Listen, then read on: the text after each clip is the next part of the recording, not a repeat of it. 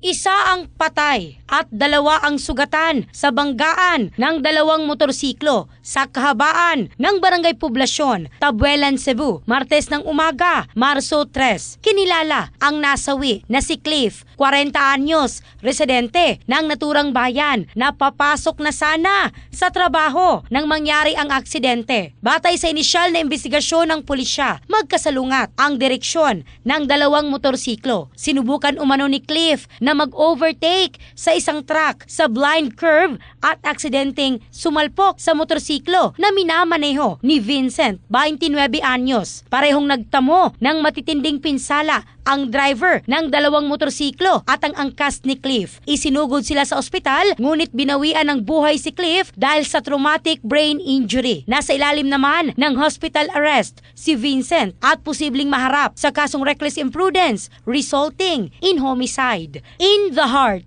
of changing lives, ako si Michelle Craste ng Brigada News Philippines, the Music and News Authority.